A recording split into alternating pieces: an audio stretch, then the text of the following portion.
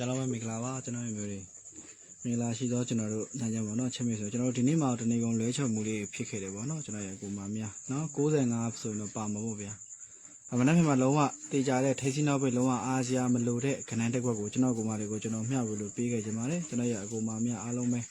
တရုတ်တရားမှာကျန် share ချင်းဖြစ်ကူညီပေးပါနော်ကျွန်တော် site လေးကိုတစ်ချက်ကြည့်လိုက်ရအောင်ဗျာထိစီလေးကိုတစ်ချက်ပြပေးမယ်ကျွန်တော်ရဲ့အကိုမများပေါ့နော်ထိစီကိုတစ်ချက်ကြည့်ကြရအောင်3ညာကျွန်တော်ကမှလည်းရှစ်လို့ရမယ်ဗောနော်28က8ရက်ပိတ်53က3ရက်ပိတ်60က3ညာအပိတ်ပါ3ညာ8ကျွန်တော်ကမှလည်းပေါင်းချင်းဒီ1လို့ရပြီ1ရက်ပါပါဒီ6ပါ16ဒီကျွန်တော်ရဲ့အမျိုးတွေထိပ်စီးဖြစ်ပါတယ်16ထိပ်စီးနော်အဲ့တော့ကျွန်တော်တို့53က3ရက်ပိတ်ခဲ့တဲ့60က3ညာအပိတ်ခဲ့28က8ရက်ပိတ်3ညာ8 1ဒီ1ရက်ပါပါဒီ6ဖြစ်ရင်16ထိပ်ကဒီလိုလာကြမယ်တဲ့ဟုတ်ပြီနော်69က9အပိတ်က60က3ညာအပိတ်က92က2အပိတ်ကပေါင်းမယ်9နှစ်3ညာလည်းကျွန်တော်တို့1ပဲဆက်လက်ပြီးရပါမယ်1ရက်ပါပါပြီကျွန်တော်မျိုးတွေ6ပဲရပါတယ်16ထိပ်စီးပါတဲ့ဟုတ်ပြီနော်တရားချလုံးမဲ့ share ချင်းရေးကူညီပေးပါပေါက်ချင်တဲ့အကူမတွေအားလုံးပဲအများဆုံးလေးတွေဝင်ရောက်လာခဲ့ပေးပါလို့ပြောချင်ပါတယ်နော်ကျွန်တော်ရဲ့အကူမများတဦးတယောက်မှကျန် share ပေးထားဟုတ်ပြီနော်ဒုတိယမှာကျွန်တော်ကမှ share ပေးထားပါလိုက်လက်မလေးတွေနှိပ်ပါအသေးလေးတွေပေးပါကျွန်တော်ရဲ့ကိုမများနော်ဆက်လက်ပြီးကြည့်ကြရအောင်ကျွန်တော်တို့3ညာ2ပေါ့92က2ရက်ပိတ်က80က3ညာအပိတ်က60က3ညာအပိတ်က3ညာ2ပေါင်းချင်းကျွန်တော်တို့2လို့ရပြီ2ရက်ပါပါဒီလည်းပဲခွန်လို့ရချင်းကြောင့်2ခွန်ဒီကျွန်တော်ရဲ့မျိုးတွေထိပ်စီးဆိုတာရရှိပါဖြစ်ပါတယ်ဟုတ်ပြီနော်2ခွန်ထိပ်ကိုထွက်ရှိကျွန်တော်ကမှအောင်မြင်ခဲ့တဲ့ကဏ္ဍဒီဘာကဏ္ဍဖြစ်မှာ2ခွန်ထိပ်ကိုထွက်ရှိအောင်မြင်ခဲ့တဲ့ကဏ္ဍဒီ2ပူးဆိုရင်မနက်ကကျွန်တော်တို့မနက်ကအမှန်တကယ်ဆိုရင်ကျွန်တော်ညံ့ကျွန်တော်ရတာ2 4ရဲ့2ပူးပဲဘာလို့ဆိုတော့တောက်အဖွေးနေအပွန်းနေတိုင်းမှာကျွန်တော်ရဲ့ကိုမတွေနှစ်ထိတ်ကြတယ်နှစ်ထိတ်ကိုသူကဘလို့ကြလာတာလဲလို့မေး20ရအရင်ကြတယ်ဗျာ20ကြပြီးတော့10ပေးကြ10ပေးကြပြီးကျွန်တော်တို့ပါဝါဖြစ်တဲ့20ခွန်ကြ20ခွန်ကြပြီးကြံခဲ့တဲ့ပွဲမှာကျွန်တော်တို့23ထက်ကြတယ်နော်23ထက်ကြတယ်ကြံခဲ့တဲ့ပွဲမှာတော့လေအဲ့တော့ဒီတစ်ပတ်ကြမယ်ဆိုရင်နှစ်ပူးနဲ့နှစ်လေးနှစ်ကွက်ထက်ကြရရှိအဲ့လောက်ကိုကျွန်တော်ကညံ့ပြီးတော့24ကိုပဲတိုက်ပေးမိတယ်နှစ်ပူးကိုထည့်မပေးမိလိုက်ဘူးဗျာနော်20မနက်ကကျွန်တော်24ကိုကြိုက်တာဗျာ24ကိုထည့်ပေးမိရနှစ်ပူးကိုထည့်မပေးမိတာနော်အဲ့ကျွန်တော်နည်းနည်းလေးညံပြင်းပါတယ်ချင်းမေဆွေများနော်နှစ်ပူးလာထည့်ပေးမယ်ကျွန်တော်ကမနက်ကကျင်ကျင်ပေါ့ကျွန်တော်ညလိုက်ရှိုးတက်မှလဲ24ရဲ့21ကိုကျွန်တော်တင်ခိုင်းတာဗျာ24ရဲ့21ကိုကျွန်တော်ညလိုက်ရှိုးမှတင်ခိုင်းတာဖြစ်တယ်နော်အဲ့တော့ကျွန်တော်နည်းနည်းညံ့ပါတယ်နောက်တစ်ပတ်ကျရင်တော့နောက်တစ်ပတ်ကျင်းစီပဲနောက်တစ်ပတ်ကျွန်တော်ကမတွေပွဲဦးနေမှာတော့နှစ်လေးတစ်ခွက်ထဲပဲရမှာနော်နောက်တစ်ပတ်ပွဲဦးနေမှာကျွန်တော်ကမလေးနှစ်လေးတစ်ခွက်ပဲကျွန်တော်တို့ရမှာနောက်တစ်ပတ်ပွဲဦးနေကြရင်လုံးဝတေးကြတယ်ဗျာ24တစ်ခွက်ထဲပဲနောက်တစ်ပတ်ကျရင်တော့ကျင်းနေပါပြီနော်အဲ့တော့မြင်မြင်လေးဝင်လာကြတရားတို့ချက် share ထားပါလက်မလေးနှိပ်ပါအသက်လေးတွေပေးပါမနေ့ကပေါက်ချင်တဲ့ကိုမအားလုံးအမြန်ဆုံးလေးတွေဝင်လာခဲ့ပေးပါလို့ပြောချင်တယ်နော်မနေ့ထိတ်နဲ့ညနေထိတ်ပေါင်းဒီသုံးလုံးကတဲ့မပြတ်သေးဘူးဆရာမနေ့ထိတ်ညနေထိတ်492 539 168 385 539 619အဲ့တော့မနေ့ကခွန်နဲ့3ညပေါ့ကောင်းပါလေခွန်လဲမနေ့ကကြားရတယ်မှာကြားလို့ရတယ်တရားတစ်ခုမှမနေ့ကခွန်လဲပါကောင်းပါနိုင်တယ်နော်အဲ့တော့မြင်လေးဝင်လာခဲ့29ရောက်တော့ကျွန်တော်ရဲ့ကိုမတွေမင်္ဂလာပါဗျာလေးကို100 200ပြည့်အောင်အမြန်သွားမယ်တရားတစ်ချက်ပဲ share ထားပါအများကြီးကျွန်တော်မ share ခိုင်းဘူးတရားကိုတစ်ချက်ပဲ share ချင်းပြကျွန်တော်ရဲ့အမျိုးတွေကူညီပေးပါလို့ပြောချင်တယ်နော်တရားတစ်ချက်ပဲ share အများကြီးကျွန်တော်မ share ခိုင်းဘူးကျွန်တော်ရဲ့အကိုမများကိုဟုတ်ကျွန်တော်တွေ့ပါပြီနော်ကိုကျေးဇူးပါဟုတ်ပြီဆက်လက်ပြီးကြည့်ကြရအောင်29ရောက်မင်္ဂလာပါဗျဗျာလေးကို560တရားပြည့်အောင်သွားမယ်နော်အဲ့တော့ကျွန်တော်နှစ်ခွန်ထိပ်ပေါ့လို့သွားမယ်တဲ့နှစ်3ညအပေါင်းချင်းဒီတဲ့9လို့ရပြီတဲ့9ရဲ့ပါပါဒီ3ည9 3ညဒီမနက်ဖြန်မနက်အတွက်ထိပ်စီးဖြစ်တယ်9 3ညထိပ်စီးမနက်ဖြန်မနက်အတွက်ထိပ်စီးဒီကျွန်တော်ရဲ့အမျိုးတွေ9 3ညထိပ်စီးဖြစ်ပါတယ်ဟုတ်ပြီနော်တယောက်တစ်ချက်အလုံးမဲ့ share ချင်းဖိတ်ကူညီထားမယ်ကျွန်တော်ရဲ့အကူမများဟုတ်ပြီနော်33ပါပဲဗျာလေးကို100ပြည့်အောင်အမြန်သွားမယ်ချင်းမေဆွေများအားလုံးပဲနော်100ပြည့်အောင်အမြန်သွားမယ်ကျွန်တော်ရဲ့အကူမတွေနော်100လေးပြည့်အောင်အမြန်သွားမယ်ဗျဒီက35ပဲရှိသေးတယ်နော်100လေးပြည့်အောင်အမြန်သွားမယ်ချင်းမေ95ထည့်ရရှိသွားပြီမနေ့ကမှကျွန်တော်တကွက်ထဲပဲပေးခဲ့မှာကျွန်တော်ကူမတွေမိုင်းလည်းခံမိုင်းလည်းဆန်မယ်ဗျတကွက်ထဲပဲပေးခဲ့မယ်နော်ကဲဟုတ်ပြီဆက်လိုက်ပြီးကြည့်ရအောင်နောက်လည်းကျွန်တော်အဲ့တော့93ညထိတ်ဆိုကျွန်တော်အပိတ်တစ်ချက်ပြပေးမယ်အပိတ်ကိုတစ်ချက်ကြည့်ရအောင်နော်အပိတ်ကလုံးဝတစ်လုံးနဲ့ပေါ့ဒါအပိတ်လိုင်းပေါ့မြန်မြန်လေးဝင်လာခဲ့ပါဗျာ30ပဲရှိသေးတယ်နော်ဗျာလေးကိုအမြန်လေးသွားမယ်ဗျာလေးကို100 200ဖြစ်အောင်လို့နော်အမြန်လေးသွားမယ်ချင်းမေဆွေများအားပေးနော်ပေါက်ချင်တဲ့ကိုမအားလုံးအမြန်ဆုံးဝင်လာခဲ့မပေါက်ချင်တော့ဝင်မလာနဲ့ပေါက်ချင်တဲ့အကိုမကြီးပဲတဦးတယောက်မကျန်အမြန်ဆုံးလေးတွေဝင်ရောက်လာခဲ့ပေးပါကဲဟုတ်ပြီ153ပေါင်းချင်းဒီ9 ကိုနောက်ပိတ်ကိုအပိတ်16ထဲစီကိုအပိတ်ကိုထွက်ခဲ့တာပါကနေလေ69ဖြစ်ပါတယ်ဟုတ်ပြီနော်ဆက်ကြည့်မယ်ကျွန်တော်ကမှလေအဲ့တော့969 9ရဲ့6ကပေါင်းတော့1 9နဲ့ပေါင်းတော့3ည3ညရဲ့3ညအပိတ်အော်ဒီမှာ16ထိပ်စီဒီမှာ9အပိတ်နဲ့ထွက်ခဲ့တာ69လို့ဖြစ်တယ်16ထိပ်စီ3ညအပိတ်နဲ့ထွက်ခဲ့တာ60လို့ဖြစ်တယ်တဲ့ဟုတ်ပြီနော်ပြပါ40မင်္ဂလာပြလေးကို100 200ပြည့်အောင်မြန်သွားမယ်ကျွန်တော်ရဲ့အကူမများအားလုံးပဲဆက်လိုက်ပဲကြည့်မယ်နော်69က6ထိပ်က60နှလုံးပေါင်းချင်းပေါင်းမယ်ပေါ့နော်6က6ကပေါင်းကျွန်တော်ကမှနှစ်လို့ရပါတယ်တဲ့နော်6က6ကကျွန်တော်ရဲ့အကူပေါင်းချင်းဒီနှစ်လို့ကျွန်တော်တို့ရပြီတဲ့ဟုတ်ပြီနော်လက်မလေးနှိပ်ထားပါအသေးလေးတွေပြပါပြပါ39ရောက်မင်္ဂလာပါနော်40 50 100ပြည့်အောင်သွားမယ်ဗျအဲ့တော့663ညပေါင်းချင်းဒီနှစ်အပိတ်တစ်လုံးနဲ့ပါငကုံကတော့ကျွန်တော်တို့ထိပ်စီးတဲ့နောက်ပြီးလုံးဝဟိုဗရိတ်နဲ့လုံးဝကွက်တိကြိုက်တယ်ပေါ့နော်ကျွန်တော်တို့ဒီနေ့မှာတော့မကြိုက်လားမကြိုက်လားနောက်ပြီးကြည့်ကြရမယ်16ထိပ်ကို3ညအပိတ်နဲ့60ထွက်2ခုထိပ်ကို2အပိတ်နဲ့မနက်ကပွဲဦးနေ့မှာ2ဘူးထွက်ဟုတ်တယ်နော်အဲ့တော့မနက်ဖြန်မနက်6နှစ်ပေါ့နော်60က6ထိပ်2လုံးပေါင်း2ပေါင်းချင်း4 6ပေါင်းတယ်ပေါ့ကျွန်တော်တို့3ညလို့ကျွန်တော်တို့ရပြီ3ညဒီကျွန်တော်တို့မနက်ဖြန်မနက်ကြာမယ်အပိတ်တစ်လိုက်အပူတော့မစင်ဘူးလို့ထင်တာပဲမနက်ဖြန်မနက်ဘာထွက်မလဲကျွန်တော်တို့ဟုတ်ပြီနော်အဲ့တော့9 3ညထိပ်စီ3ညအပိတ်ဆိုပြီးတော့ရရှိထားပါတယ်တဲ့ဟုတ်ပြီနောက်ဆုံးကျွန်တော်တို့ဗရိတ်မဖောက်သေးတဲ့ဗရိတ်ကိုကျွန်တော်တစ်ချက်ပြပြီမယ်နော်40က4ထိပ်က60က6ထိပ်က46ပေါင်းချင်းဒီ3ညလို့ရပြီ3ညရဲ့ပါဝါဒီ9လို့ရမယ်3ည9ဒီဗရိတ်တစ်လိုက်3ည9ဗရိတ်ကို16ထိပ်ဒီကိုအပိတ်ကြိုက်တယ်ဆိုရင်ကြိုက်တယ်လို့ကောမန့်လေးမှာအားလုံးပဲတဦးတယောက်မှကျန်မှတ်ပြီးစေချင်တယ်နော်ကြိုက်တဲ့ကိုမလေးကောမန့်လေးမှာအားလုံးပဲတဦးတယောက်မှကျန်မှတ်ပြီးစေချင်ပါတယ်ပြီးတော့48ရောက်တော့မိတ်ဆွေတွေအားလုံးမင်္ဂလာပါဗျဟုတ်ပြီနော်46ပေါင်းရင်3ည9 3ညပါဝါ9 3ည9ဗရိတ်ကို16ထိပ်ဒီကိုအပိတ်နဲ့69လို့ထွက်ခဲ့တယ်ဆိုရင်28က2ထိပ်62က9ထိပ်2က9ရဲ့ပေါင်းချင်းဒီ1လို့ရပြီတဲ့1ရဲ့ပါဝါဒီလည်းပဲ6 16ဒီဗရိတ်တစ်လိုင်းဖြစ်တယ်16ဗရိတ်ကို3ညအပိတ်နဲ့60လို့ထွက်ခဲ့ပါတယ်တဲ့16ထိပ်3ညအပိတ်နဲ့60လို့ထွက်ခဲ့တယ်16ဗရိတ်ကိုဒီက6ဗရိတ်ဒီက9ဗရိတ်နဲ့ပေါ့နော်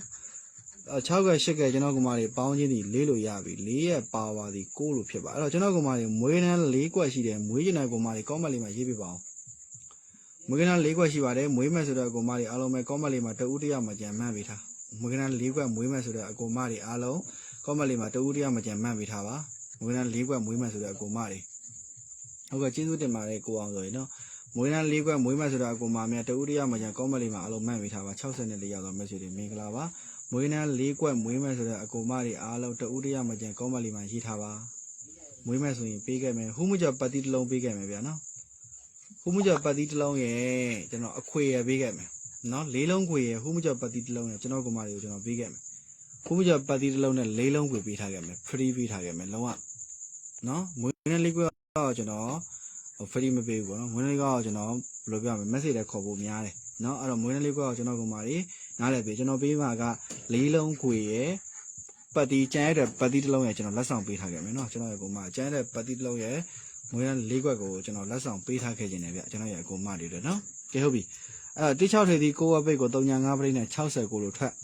16ထိပ်3ညအပိတ်ကိုပရိတ်က16ပရိတ်နဲ့60လို့ထွက်2ခုထိပ်ဒီ2အပိတ်ကိုပရိတ်က4 9ပရိတ်နဲ့2ပူးလို့ထွက်အဲ့တော့မနှက်ပြန်ပါ9ရဲ့9ရဲ့9ရဲ့ပေါင်းချင်းဒီ4လို့ရပြီ4ရဲ့ပါဝါဒီ9လို့ရမယ်4 9ပရိတ်ပဲဆက်လိုက်ပြီးရရှိထားတာဖြစ်ပါတယ်တဲ့နော်ပြီးတော့80သောမိတ်ဆွေတွေမင်္ဂလာပါအဲ့တော့အားလုံးပဲ comment လေးမှာမှတ်ထားပါမွေးနှမ်း4ခွက်မွေးမဲ့ဆိုတော့အကူမတွေ comment လေးမှာရေးထားပါ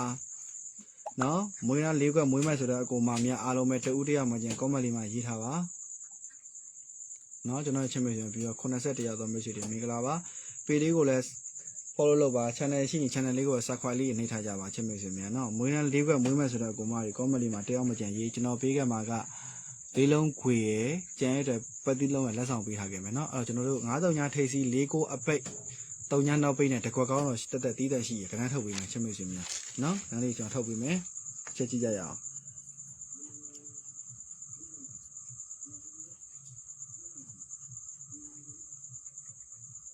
ဟုတ်ပြီနော်တစ်ချက်ကြည့်မယ်ကျွန်တော်တို့83အောင်ကျွန်တော်တို့မနေ့ပြန် sorry 25ရက်ပေါ့နော်25ရက်8လ12နာရီကျွန်တော်10မိနစ်ဖြစ်တယ်မိနစ်အတွက်ပေါ့နော်အဲ့တော့ထုတ်မယ်ဆိုရင်ကျွန်တော်3ညာဒီ4 3ညာ9နော်3ညာဘူးတော့မထည့်သေးခြင်းပေါ့နော်ပြီး50နဲ့4ဟုတ်လား50နဲ့9ပြီး80နဲ့1 80နဲ့6ပြီး80နဲ့30ပြီးကျွန်တော်တို့ထည့်ရင်ထည့်လိုက်မယ်ဗျာနော်3ညာဘူးပေါ့နော်6ကွက်ရှိမယ်နော်89ရက်လက်မလေးတွေနှိပ်ပါမွေးမဲ့ပဲတကယ်မွေးကျင်တဲ့ကောင်မကြီးပဲကျွန်တော်ခေါ်တာမန်စင်ညာသွားဟိုင်းတာမွေးမဲ့ဆိုရင်မန်စင်ညာလေးကိုသွားဟိုင်းမဟိုင်းလို့ရှိရင်ဖုန်းနံပါတ်ပေးထားခဲ့မှာကျွန်တော်ဒီညဖုန်းနံပါတ်ချိန်ပါနော်အဲ့တော့အားလုံးပဲလက်မလေးနှိပ်အသက်လေးတွေပေးတယောက်ချက် share ပေးထား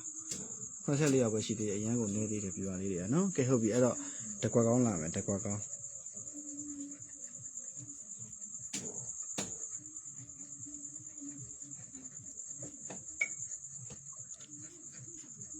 တကွက်ကောင်းလာမယ်ကျွန်တော်ရဲ့ကိုမရေနော်တကွက်ကောင်းပါလဲပေါ့ဟုတ်လားအပပထိုးပေါ့နော်ချစ်မေစင်များအားလုံးပဲအပပထိုးဟုတ်ပြီနော်24ရောက်မယ်မွေးမယ်ဆိုတော့ကိုမရေ comment လေးမှာရေးထားပါနော်အားလုံးပဲကဲဟုတ်ပြီအဲ့တော့ကြံရက်တယ်ပေါ့နော်ကျွန်တော်ပြောချင်တာကြံရီ4ရက်စာပေါ့ဗျာ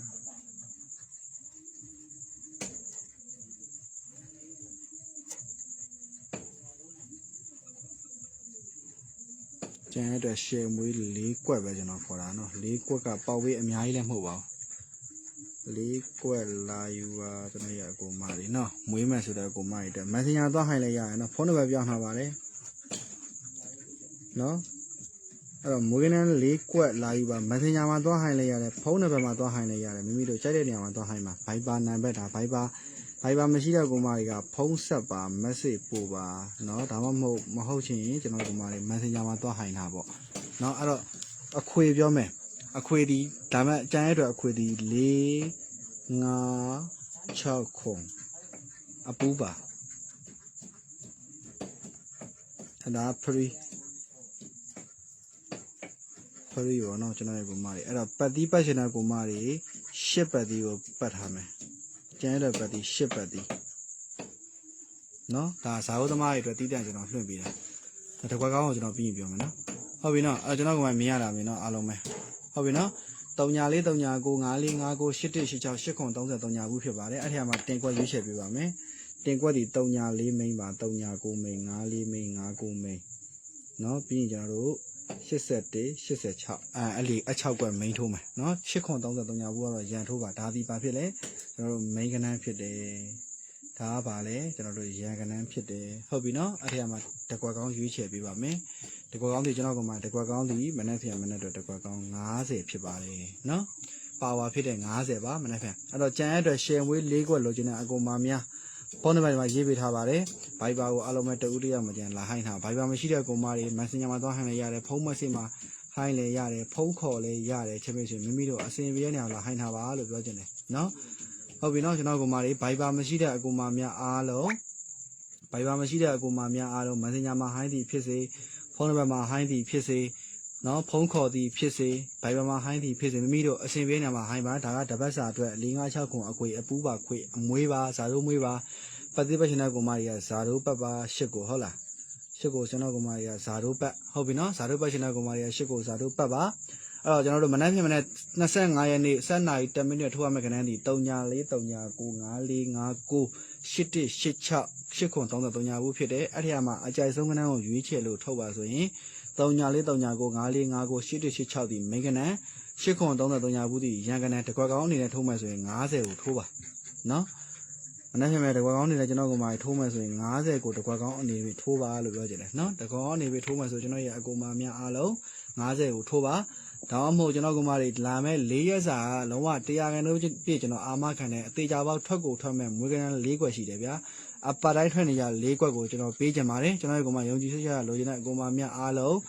ဖုန်းနံပါတ်ရေးပေးထားပါတယ်တဦးတယောက်မကြံလာယူပေးပါဟုတ်ပြီနော်ဟိုင်းမွေးလို့ရင်ဟိုင်းတဲ့နေရာမှာလည်းဟိုင်းမွေးလို့ပို့ပါ Messenger မှာဟိုင်းလိုက်ရတယ်ကျွန်တော်ကမှ message မှာဟိုင်းလိုက်ရတယ် Viber မှာဟိုင်းလိုက်ရတယ် မိမိတို့အစဉ်ပြည့်နေမှာဟိုင်းပါပေါက်ပေးပါမမလုံးဝမခေါ်ဘူးဘေးလဲကြုံမတောင်းငွေလဲကြုံမတောင်းပေါက်ပေးစနစ်ဖြစ်ကျွန်တော်တို့သွားမယ်ပေါက်ပေးရလဲအများကြီးမဟုတ်မိမိတို့အစဉ်ပြေလောက်ပဲနော်အဲ့ပေါက်ပေးကျွန်တော်အားလုံးကိုကိုညီမဲယုံကြည်မှုရှိတဲ့ကောင်မတွေတင်ရတဲ့ဟိုင်းလို့ရပါပြီအားလုံးပဲကျွန်တော်မျိုးတွေခွက်လက်ပါအားလုံးပဲခွက်နိုင်ပါပြီ